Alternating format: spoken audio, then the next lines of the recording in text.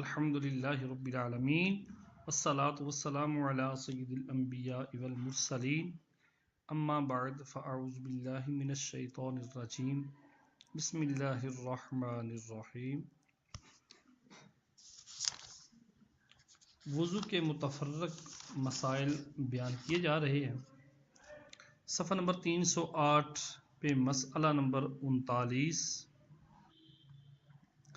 نماز وغیرہ کے انتظار میں بعض مرتبہ بعض دفعہ ایسا ہوتا ہے نیند کا غلبہ ہوتا ہے اور یہ دفع کرنا چاہتا ہے نیند کو، تو بعض وقت ایسا غافل ہو جاتا ہے کہ اس وقت جو باتیں ہوئیں ان کی اسے بالکل خبر نہیں، بلکہ 2-3 آواز میں آنکھ کھلی، بلایا ایک دفعہ، 2 دفعہ، تیسری دفعہ جا کے کہیں اس کی آنکھ کھلی اور اپنے خیال میں یہ سمجھتا ہے کہ میں سویا نہیں تھا، اس کے اس خیال کا اعتبار نہیں کیا جائے گا۔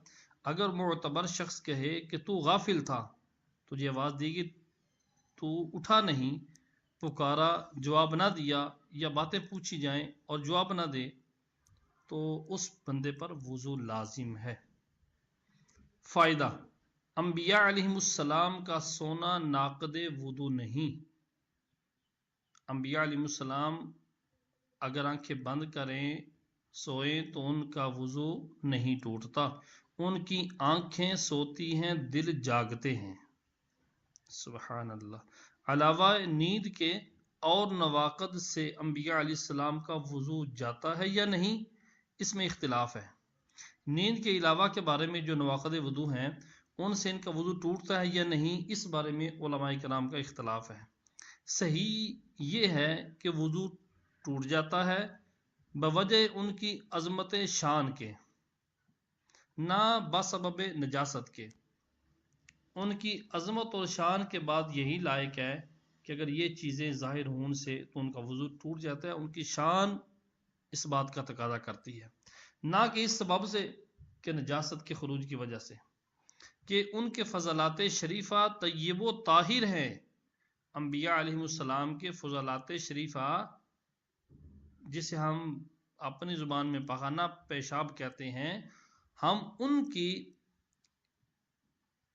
ان اشیاء کو فضلات شریفہ سے پکاریں گے جو طیب و طاہر ہیں، جن کا کھانا پینا ہمیں حلال اور باعث برکت ہے۔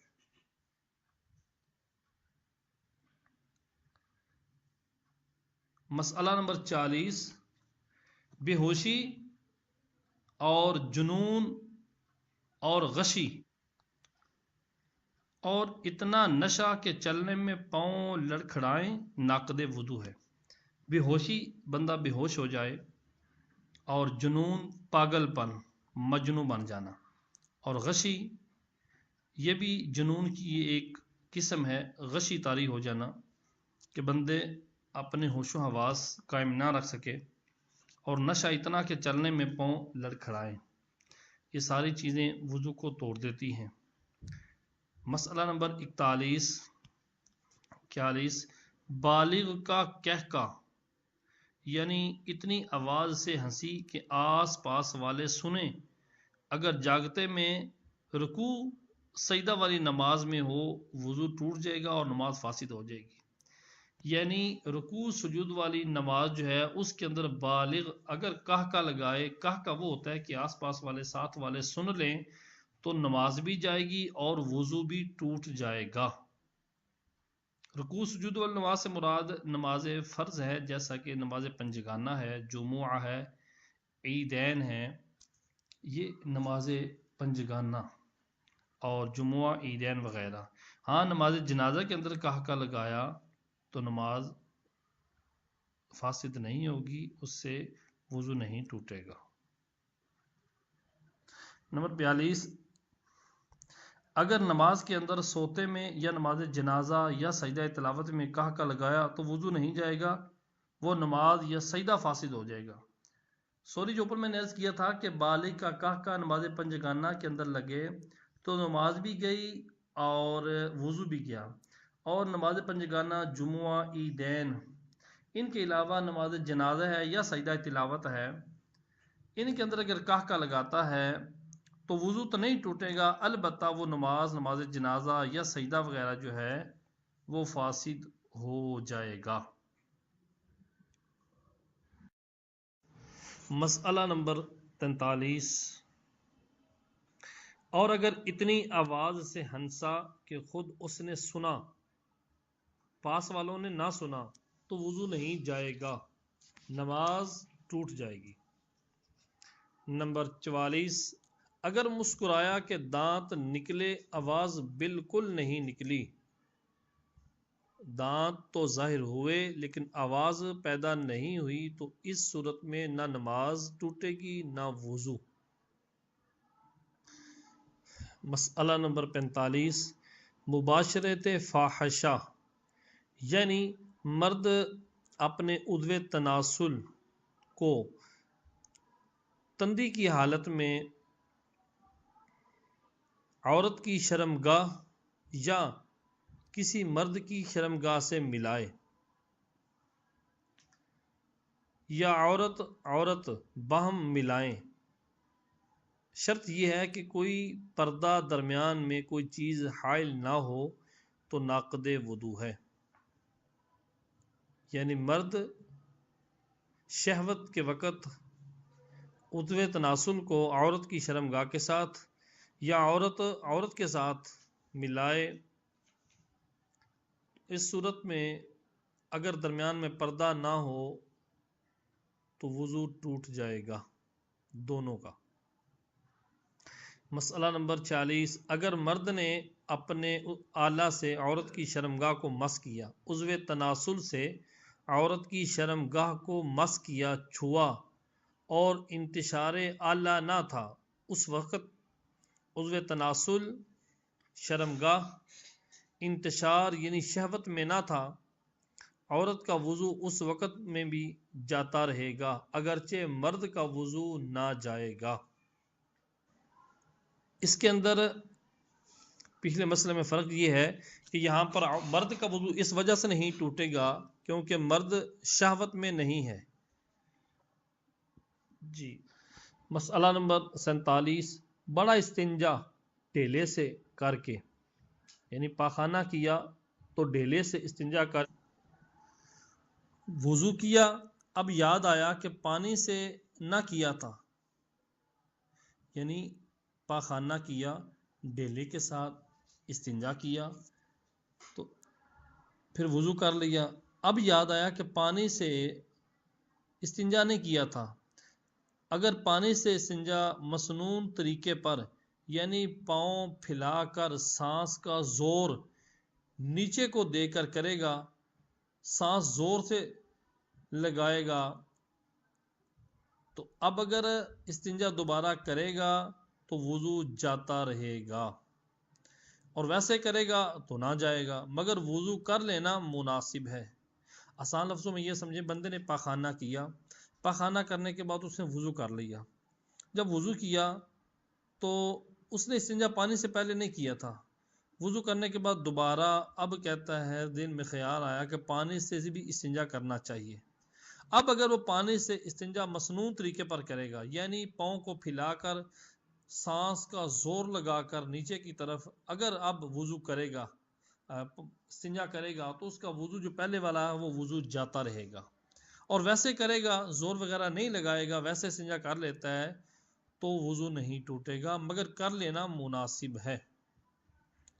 نمبر 48، پھڑیا بالکل اچھی ہو گئی، پھنسی پھوڑا وغیرہ بن جاتا ہے، پھڑیا کو بنی ہوئی ہے پھنسی نما، اچھی ہو گئی ہے لیکن اس کا جو اوپر مردہ پوسٹ باقی ہے، اوپر جو کھال سوکھڑی ہوئی کھال ہے وہ باقی ہے، جس میں اوپر منہ ہے اور اندر خلا بھی ہے، یعنی سوراخ بھی ہے اور اس کے اندر خلا بھی ہے، اگر اس میں پانی بھر گیا پھر دبا کر نکالا تو وضو نہ جائے گا، وضو نہیں ٹوٹے گا، نہ وہ پانی نہ پاک ہے۔ ہاں اگر اس پھڑیا کے اندر کچھ تری خون کی باقی ہے، خون کی تری کچھ باقی ہے، تو اب اگر پانی بھر گیا تو پانی جب نکلے گا وضو بھی جاتا رہے گا اور وہ پانی بھی نجس ہوگا۔ مسئلہ نمبر 39، عوام میں جو مشہور ہے کہ گھٹنا یا ستر کھلنے یا اپنا یا اگلے کا پرائے کا ستر دیکھنے سے وضو جاتا رہتا ہے، محض بے اصل بات ہے۔ ہاں وضو کے آداب سے ہے کہ ناف سے زانوں کے نیچے تک سب ستر چھپا ہوا ہو، بلکہ استنجے کے بعد فوراً ہی چھپا لینا چاہیے کہ بغیر ضرورت ستر کھلا رکھنا منع ہے، اور دوسروں کے سامنے تو ستر کھولنا حرام ہے۔ متفرق مسائل۔ جو رطوبت بدن انسان سے نکلے اور وضو نہ توڑے وہ نجس نہیں، مثلا خون کے بہہ کر نہ نکلے، ویسے چمکا ابرا، یا تھوڑی کہہ کہ منہ بھر نہ ہو، پاک ہے۔ مسئلہ نمبر 1، خارش یا پھڑیوں میں جب کہ بہنے والی رطوبت نہ ہو بلکہ صرف چپک ہو، کپڑا اس سے بار بار چھو کر اگرچہ کتنا ہی سن جائے پاک ہے۔ پھڑیوں وغیرہ میں بعض اوقات پھنسی کے اندر رطوبت لگی ہوتی ہے، بہنے والی نہیں ہوتی، اس کے اوپر اگر کپڑا لگتا رہے بار بار لگتا رہے، سن جائے، جتنا مرضی سن جائے، وہ کپڑا پاک ہے اور وہ رطوبت بھی پاک ہے۔ نمبر 2، سوتے میں رال جو منہ سے گرے، اگرچہ پیٹ سے آئے، اگرچہ بدبودار ہو، وہ پاک ہے۔ نمبر 3، مردے کے منہ سے جو پانی بہے وہ نجس ہے۔ نمبر 4، آنکھ دکھتے میں جو آنسو بہتا ہے نجس و ناقد وضو ہے۔ دکھتی آنکھ سے جو پانی بہے، جو آنسو بہے، وہ ناپاک ہے اور وضو کو توڑنے والا ہے، اس سے احتیاط ضروری ہے۔ نمبر 5، شیر خوار بچے نے دودھ ڈال دیا، اگر وہ دودھ منہ بھر ہے تو وہ نجس ہے، پلید ہے۔ درم سے زیادہ جگہ میں جس چیز کو لگ جائے ناپاک کر دے گا، لیکن اگر یہ دودھ معدے سے نہیں آیا بلکہ سینے تک پہنچ کر پلٹ آیا تو پاک ہے۔ اب یہ اندازہ کیسا ہوگا کہ معدے سے آیا ہے یا سینے سے پلٹ آیا ہے؟ تو اس کے بارے میں فقہا فرماتے ہیں اگر بچے نے دودھ پیا اور کافی دیر کے بعد اس نے کیا کی اور منہ بھرا ہے تو وہ لا محالہ معدے سے ہو کر آیا ہے اور وہ ناپاک ہے، نجس ہے۔ اور اگر پیتے ہی ساتھ فوراً ہی بعد میں کیا کر دی ہے، اگرچہ منہ بھر بھی ہو، وہ ناپاک نہیں ہے کیونکہ وہ سینے سے لوٹ آئی ہے، معدے کی طرف نہیں گئی۔ نمبر 6، درمیانے وضو میں اگر ریح خارج ہو یا کوئی ایسی بات ہو جس سے وضو جاتا ہے تو نئے سرے سے پھر وضو کرے، وہ پہلے دھلے ہوئے بے دھلے ہو گئے۔ نمبر 7، چلو میں پانی لینے کے بعد حدث ہوا، وہ پانی بیکار ہو گیا۔ چلو میں پانی پکڑا ہوا ہے کوئی عضو دھونے کے لیے اور ریح خارج ہو گئی تو جو چلو میں پانی تھا وہ بیکار ہو گیا، کسی عضو کے دھونے میں کام نہیں آ سکتا۔ نمبر 8، منہ سے اتنا خون نکلا کہ تھوک سرخ ہو گیا، اگر لوٹے یا کٹورے کو منہ سے لگا کر کلی کو پانی لیا تو لوٹا اور کٹورا اور کل پانی سارے کا سارا پانی پلید ہو گیا۔ چلو سے پانی لے کر کلی کرے اور پھر ہاتھ دھو کر کلی کے لیے پانی لے، یعنی اس صورت میں جب منہ سے تھوک نکلا تو سرخ ہو گیا، اب جس لوٹے یا کٹورے کو منہ لگائے گا وہ لوٹا اور کٹورا بھی ناپاک اور وہ پانی سارے کا سارا ناپاک ہو جائے گا۔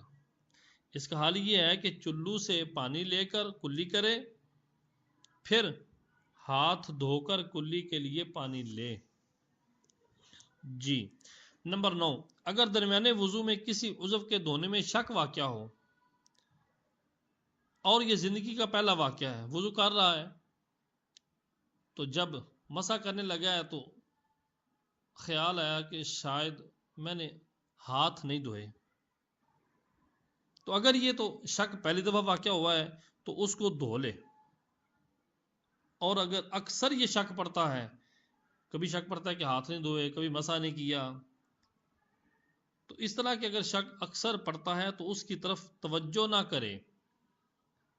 یوں ہی اگر بعد وضو کے شک ہو تو اس کا کچھ خیال نہ کرے. کبھی کبھار ہو تو اس کو دھو لے، لیکن اکثر اوقات اگر اس طرح کا شک پڑے تو اس کی طرف توجہ نہ دے.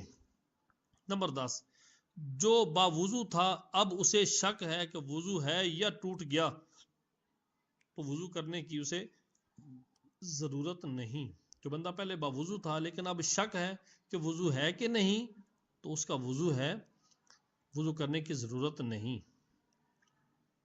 ہاں کر لینا بہتر ہے جب کہ یہ شبہ بطور وسوسہ نہ ہوا، اور اگر وسوسہ ہے تو اسے ہرگز نہ مانے. اس صورت میں احتیاط سمجھ کر وضو کرنا احتیاط نہیں بلکہ شیطان لعین کی اطاعت ہے. یعنی باوضو تھا، شک ہوا وضو ہے کہ نہیں تو اس کا وضو تو ہے لیکن دوبارہ کر لینا اس کے لیے مناسب ہے، بہتر ہے. جبکہ یہ بطور شبہ وسوسہ نہ ہوا. اگر تو وسوسہ ہوا ہے تو پھر تو بالکل اس کی طرف توجہ نہ دے، کیونکہ وسوسے شیطان کی طرف سے ہیں اور وسوسہ سمجھ کر یہ کرے گا کام تو شیطان لعین کی اطاعت ہے، اس سے بچنا چاہیے. اگر وسوسے آتے ہوں تو سورۃ فلق اور ناس کی کثرت کرے، اللہ کے فضل و کرم سے وسوسے کی کاٹ ہو جائے گی. نمبر 11، اور اگر بے وضو تھا اب اسے شک ہے کہ میں نے وضو کیا یا نہیں تو وہ بلا وضو ہے، بغیر وضو کے بیٹھا ہوا ہے، اس کو وضو کرنا ضروری ہے. یہ معلوم ہے کہ وضو کے لیے پانی تھا اور یہ یاد نہیں کہ وضو کیا یا نہیں. یہ معلوم ہے کہ وضو کے لیے بیٹھا تھا، اس کو یہ یاد ہے کہ میں وضو کے لیے ٹوٹی کے سامنے وضو کرنے کے لیے بیٹھا تھا. اب اس کو بعد میں کچھ دیر بعد یہ یاد نہیں کہ وضو کیا تھا یا نہیں تو اسے وضو کرنا ضروری نہیں. ہاں مسئلہ نمبر 13، یہ یاد ہے کہ پاخانہ یا پیشاب کے لیے بیٹھا تھا مگر یہ یاد نہیں کہ کیا ہے یا نہیں کیا. یہ یاد ہے کہ پاخانہ یا پیشاب کے لیے بیٹھا تھا مگر یہ یاد نہیں کہ وہ پیشاب یا پخانہ کیا ہے یا نہیں تو اس پر وضو فرض ہے. نمبر 14، یہ یاد ہے کہ کوئی عضو دھونے سے رہ گیا. یہ تو یاد ہے کہ کوئی عضو دھونے سے رہ گیا مگر معلوم نہیں کہ کون سا عضو تھا تو بایاں پاؤں دھو لے. یہ ایک وسوسے کی کاٹ ہی ہے کہ اگر وضو کر لیا، وضو کرنے کے بعد اس طرح کا ذہن میں خیال آ رہا ہے، یہ تو یاد ہے کہ کوئی عضو دھونے سے رہ گیا. کہتا ہے کنفرم ہے کہ کوئی نہ کوئی میرا عضو دھونے سے رہ گیا مگر معلوم نہیں وہ کون سا عضو رہ گیا ہے. تو اب فقہا فرماتے ہیں اپنا بایاں پاؤں دھو لے، اس کا وضو تمام ہو جائے گا. نمبر 15، میانی میں تری دیکھی مگر یہ نہیں معلوم کہ پانی ہے یا پیشاب. میانی وہ جگہ ہوتی ہے جو پیچھے بھی عرض کیا تھا، جو پیشاب گاہ کے قریب ہوتی ہے، شرم گاہ کے قریب. میانی میں تری دیکھی، گیلا پان دیکھا مگر یہ نہیں معلوم کہ پانی ہے یا پیشاب. تو اگر عمر کا یہ پہلا واقعہ ہے، ساری زندگی گزر گئی، اس کا یہ پہلا واقعہ ہے تو وضو کر لے اور اس جگہ کو دھو لے. اور اگر بارہا ایسے شبہ پڑھتے ہی رہتے ہیں تو اس کی طرف توجہ نہ کرے کیونکہ یہ شیطانی وسوسہ ہے. غسل کا بیان. اللہ تبارک و تعالی قرآن کریم فرقان حمید کے اندر ارشاد فرماتا ہے وَإِن كُنتُمْ جُنُبًا فَطَّهَّرُوا، اگر تم جنب ہو تو خوب پاک ہو جاؤ یعنی غسل کرو. اور فرماتا ہے حَتَّى يَطْهُرْنَ، یہاں تک کہ وہ حیض والی عورتیں اچھی طرح پاک ہو جائیں. اور فرماتا ہے یا ایھا الذین آمنوا لا تقربوا الصلاة وانتم سکارى، وَأَنْتُمْ سُكَارَى حَتَّى تَعْلَمُوا مَا تَقُولُونَ وَلَا جُنُبًا إِلَّا عَابِرِي سَبِيلٍ حَتَّى تَغْتَسِلُوا۔ ترجمہ کنز ایمان: اے ایمان والو، نشہ کی حالت میں نماز کے قریب نہ جاؤ یہاں تک کہ سمجھنے لگو جو کہتے ہو، اور نہ حالت جنابت میں جب تک غسل نہ کر لو، مگر سفر کی حالت میں کہ وہاں پانی نہ ملے تو بجائے غسل کے تیمم ہے۔ حدیث مبارکہ میں اللہ تبارک و تعالی آقا علیہ الصلوۃ والسلام ارشاد فرماتے ہیں، صحیح بخاری و صحیح مسلم میں حضرت عائشہ صدیقہ طیبہ طاہرہ رضی اللہ تعالی عنہا سے مروی ہے، رسول اللہ صلی اللہ تعالی علیہ وآلہ وسلم جب جنابت کا غسل فرماتے تو ابتدا یوں کرتے کہ پہلے ہاتھ دھوتے، پھر نماز کا سا وضو کرتے، پھر انگلیاں پانی میں ڈال کر ان سے بالوں کی جڑیں تر فرماتے، پھر سر پر 3 لپ پانی ڈالتے، پھر تمام جلد پر پانی بہاتے۔ حدیث نمبر 2 انہی کتابوں یعنی صحیح مسلم و بخاری میں ابن عباس رضی اللہ تعالی عنہما سے ہے، ام المؤمنین حضرت میمونہ رضی اللہ تعالی عنہا نے فرمایا کہ نبی کریم صلی اللہ تعالی علیہ وآلہ وسلم کے نہانے کے لیے میں نے پانی رکھا اور کپڑے سے پردہ کیا۔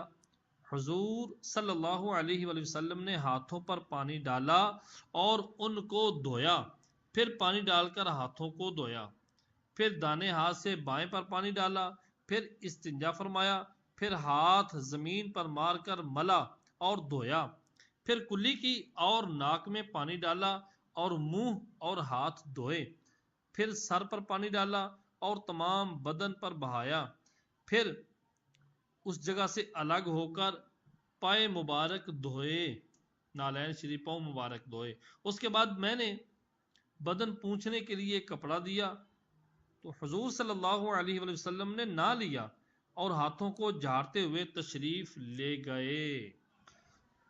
حدیث نمبر 3 بخاری و مسلم میں بروایت ام المؤمنین صدیقہ رضی اللہ تعالی عنہا مروی کہ انصار کی ایک عورت نے رسول اللہ صلی اللہ تعالی علیہ وآلہ وسلم سے حیض کے بعد نہانے کا سوال کیا، اس کو کیفیت غسل کی تعلیم فرمائی، اس عورت کو کیفیت غسل کی تعلیم فرمائی، پھر فرمایا کہ مشک آلودہ ایک ٹکڑا لے کر اس سے طہارت کر۔ عرض کی کیسے؟ اس سے طہارت کروں؟ فرمایا اس سے طہارت کر۔ عرض کی کیسے طہارت کروں؟ فرمایا سبحان اللہ، اس سے طہارت کر۔ ام المؤمنین فرماتی ہیں میں نے اسے اپنی طرف کھینچ کر کہا اس سے خون کے اثر کو صاف کر۔ حدیث نمبر 4 امام مسلم نے ام المؤمنین ام سلمہ رضی اللہ تعالی عنہا سے روایت کی، فرماتی ہیں میں نے عرض کی یا رسول اللہ علیہ وسلم، میں اپنے سر کی چوٹی مضبوط گوندتی ہوں تو کیا غسل جنابت کے لیے اسے کھول ڈالوں؟ فرمایا نہیں، تجھ کو صرف یہی کفایت کرتا ہے کہ سر پر 3 لپ پانی ڈالے، پھر اپنے اوپر پانی بہا لے، پاک ہو جائے گی، یعنی جب کہ بالوں کی جڑیں تر ہو جائیں، اور اگر اتنی سخت گندی ہوں کہ جڑوں تک پانی نہ پہنچے تو کھولنا فرض ہے۔ حدیث نمبر 5 ابو داؤد و ترمذی و ابن ماجہ ابو ہریرہ رضی اللہ تعالی عنہ سے راوی رسول اللہ صلی اللہ تعالی علیہ وآلہ وسلم فرماتے ہیں ہر بال کے نیچے جنابت ہے تو بال دھو اور جلد کو صاف کرو۔ حدیث نمبر 6 نیز ابو داؤد نے حضرت علی المرتضی شیر خدا رضی اللہ تعالی عنہ سے روایت کی، رسول اللہ صلی اللہ تعالی علیہ وسلم فرماتے ہیں جو شخص غسل جنابت میں ایک بال کی جگہ بے دھوئے چھوڑ دے گا اس کے ساتھ آگ سے ایسا ایسا کیا جائے گا، یعنی عذاب دیا جائے گا۔ حضرت علی رضی اللہ تعالیٰ عنہ فرماتے ہیں اسی وجہ سے میں نے اپنے سر کے ساتھ دشمنی کر لی، 3 بار یہی فرمایا کہ میں نے اپنے سر کے ساتھ دشمنی کر لی، یعنی سر کے بال منڈا ڈالے کہ بالوں کی وجہ سے کوئی جگہ سوکھی نہ رہ جائے۔ اللہ اکبر، کیسا خوف خدا ہے کہ یہ بات سنی کہ اگر کوئی بال بے دھلا رہ گیا تو آگ کے ذریعے عذاب دیا جائے گا۔ علی المرتضیٰ شیر خدا رضی اللہ تعالیٰ عنہ فرماتے ہیں اسی وجہ سے میں نے اپنے سر کے ساتھ دشمنی ٹھان لی، مطلب کہ میں سر منڈا ڈالتا ہوں بالوں کی وجہ سے کچھ جگہ میری خشک نہ رہ جائے۔ نمبر 7، اصحاب سنن اربعہ نے ام المؤمنین صدیقہ رضی اللہ تعالی عنہ سے روایت کی، فرماتی ہے کہ نبی کریم صلی اللہ علیہ وآلہ وسلم غسل کے بعد وضو نہیں فرماتے۔ نمبر 8، ابو داؤد نے حضرت یعلا رضی اللہ تعالیٰ عنہ سے روایت کی کہ رسول اللہ صلی اللہ علیہ وسلم نے ایک شخص کو میدان میں نہاتے ملاحظہ فرمایا، پھر ممبر پر تشریف لے جا کر حمد الہی و ثنا کے بعد فرمایا، اللہ تعالی حیا فرمانے والا اور پردہ پوش ہے، حیا اور پردہ کرنے کو دوست رکھتا ہے، جب تم میں کوئی نہائے تو اسے پردہ کرنا لازم ہے۔ سبحان اللہ۔ حدیث نمبر 9، متعدد کتابوں میں بکثرت صحابہ کرام رضی اللہ تعالی عنہم اجمعین سے مروی ہے کہ حضور اقدس صلی اللہ علیہ وآلہ وسلم فرماتے ہیں، جو اللہ اور پچھلے دن قیامت پر ایمان لایا حمام میں بغیر تہبند کے نہ جائے، اور جو اللہ اور پچھلے دن پر ایمان لایا اپنی بیوی کو حمام میں نہ بھیجے۔ نمبر 10، ام المؤمنین صدیقہ رضی اللہ تعالی عنہا نے حمام میں جانے کا سوال کیا، فرمایا عورتوں کے لیے حمام میں خیر نہیں، عرض کی تہ بند باندھ کر جاتی ہے، فرمایا اگرچہ تہ بند اور کرتے اور اوڑھنی کے ساتھ جائیں۔ نمبر 11، صحیح بخاری و مسلم میں روایت ہے کہ ام المؤمنین ام سلمہ رضی اللہ تعالی عنہ فرماتی ہیں کہ ام سلیم رضی اللہ تعالی عنہ نے عرض کی، یا رسول اللہ علیہ وسلم، اللہ تعالی حق بیان کرنے سے حیا نہیں فرماتا، تو کیا جب عورت کو احتلام ہو تو اس پر نہانا ہے؟ فرمایا ہاں، جب کہ پانی دیکھے، پانی سے مراد جب عورت منی دیکھے۔ ام سلمہ رضی اللہ تعالی عنہ نے منہ ڈھانک لیا اور عرض کی، یا رسول اللہ، کیا عورت کو احتلام ہوتا ہے؟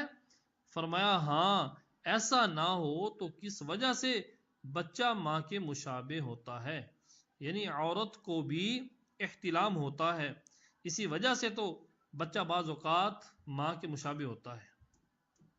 فائدہ، امہات المؤمنین کو اللہ عز و جل نے حاضری خدمت سے بیشتر بھی احتلام سے محفوظ رکھا ہے، اس لیے کہ احتلام میں شیطان کی مداخلت ہے اور شیطانی مداخلتوں سے ازواج مطہرات پاک ہیں، اسی لیے ان کو حضرت ام سلیم کے اس سوال کا تعجب ہوا، یعنی ازواج مطہرات رضی اللہ تعالی عنہن کو اللہ تبارک و تعالی نے احتلام وغیرہ سے محفوظ رکھا ہے، کیونکہ یہ سرکار صلی اللہ تعالی علیہ وآلہ وسلم کی خدمت کے لیے حاضر ہوتی ہیں۔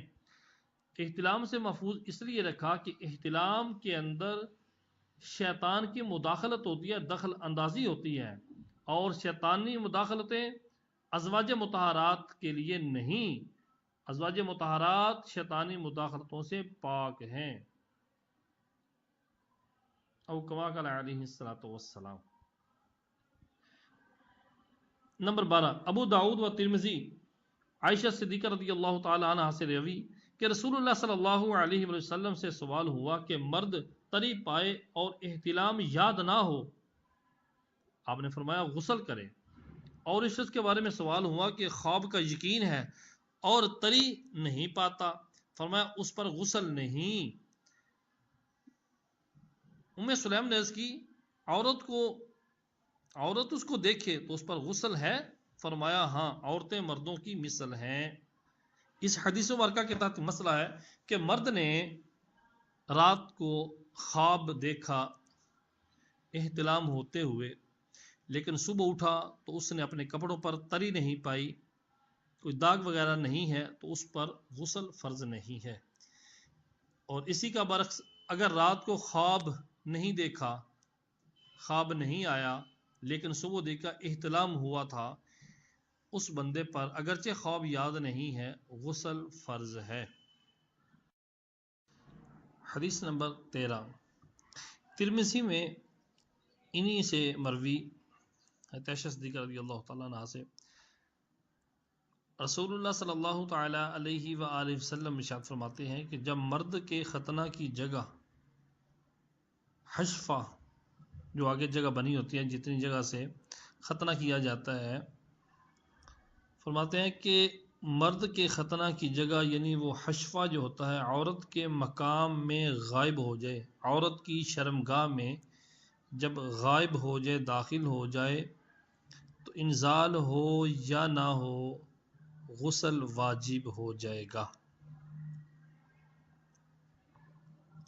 حدیث نمبر 14 صحیح بخاری و مسلم میں عبداللہ بن عمر رضی اللہ تعالیٰ عنہما سے مروی کہ حضرت عمر رضی اللہ تعالیٰ عنہ نے رسول اللہ صلی اللہ تعالیٰ علیہ وآلہ وسلم سے عرض کی کہ ان کو رات میں نہانے کی ضرورت ہو جاتی ہے، فرمایا وضو کر لو اور عضو تناسل کو دھو لو پھر سوئے رہو۔